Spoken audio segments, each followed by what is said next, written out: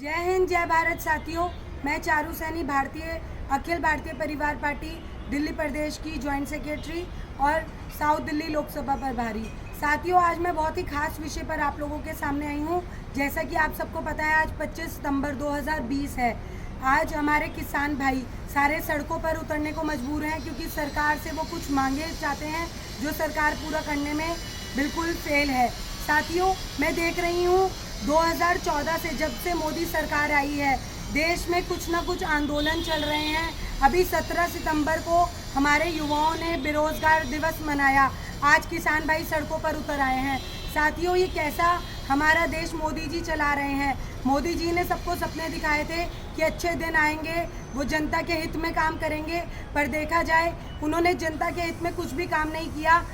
हमारे देश की जीडीपी -23.9, जिसको 24% ही मान लिया जाए, गिर चुकी है। साथियों, किसी भी चीज़ में हमारे देश में तरक्की नहीं हो रही है। हर एक चीज़ को बेचा जा रहा है। रेल की आप बात करें, LIC की बात करें, हर एक चीज़ को मोदी जी बेचने पर लगे हुए हैं। तो हमारे देश की तरक्की कहाँ है?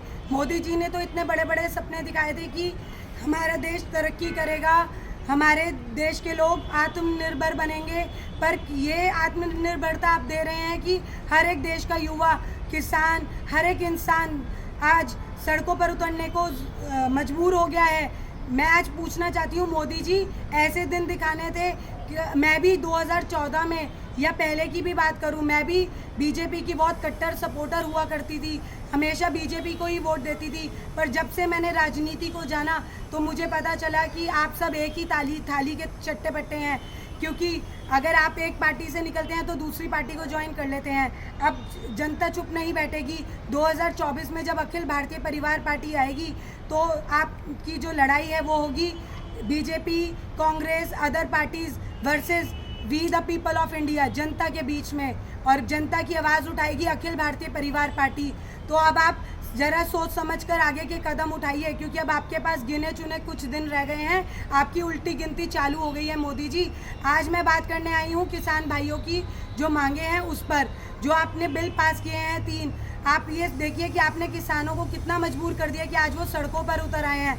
आप बात कर रहे हैं कि MSP ना रखा जाए, जो मिनिमम सप्लाई प्राइस है वो ना रखा जाए। आपने बिल में कोई बात ही नहीं की MSP प्राइस की। क्यों नहीं आप MSP प्राइस को फिक्स करते उसको, बल्कि आपको एक गारंटी देनी चाहिए कि जब किसान अपने सामान को बेचने जाएगा तो उसको मिनिमम इतना प्राइस तो दिया ही जाएगा। क्यों नहीं आप बात कर रहे हैं MSP प्राइस की?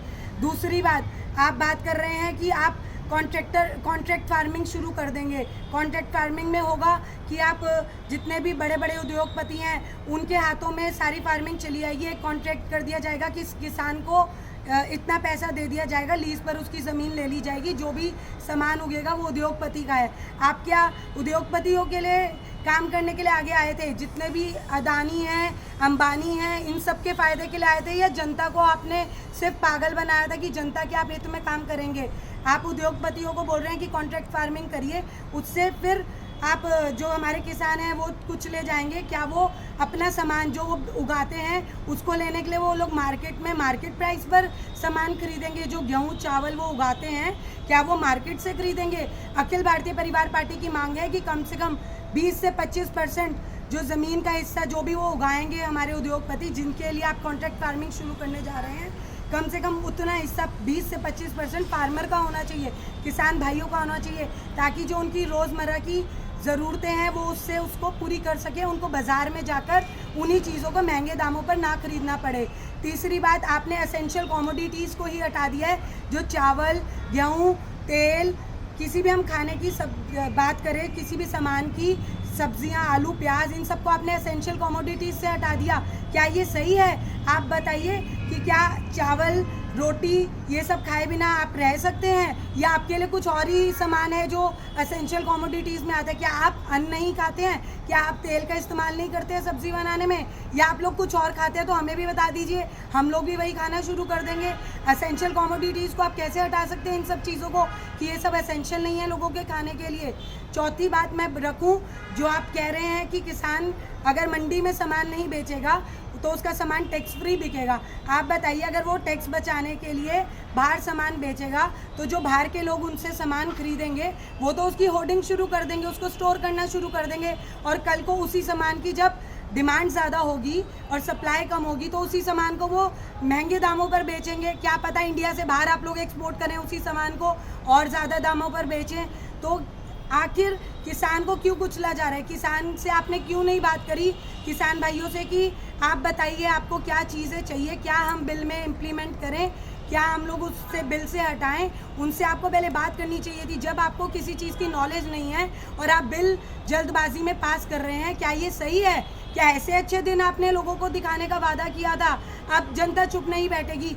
2024 में जब अखिल भारतीय परिवार पार्टी आएगी तो वो इन सब चीज़ों का हिसाब लेगी आपसे। और आपको मैं पूरा शॉर्टी से कहती हूँ, 2024 में आप सब नहीं आएंगे, अखिल भारतीय परिवार पार्टी आएगी और जनता की आवाज़ बनकर आएगी। और कल जब जनता पार्लियामेंट में जाकर बैठेगी ना तो सारे बिल अपने मुताबिक चलाएगी। अभी तक आप लोग डेमोक्रेटिक कंट्री को डिक्टेटरशिप दिखा रहे हैं, हिटलर गिरी दिखा रहे हैं आप कि अपनी मर्जी हर एक चीज़ में चलाना, वो अब नहीं चलेगा।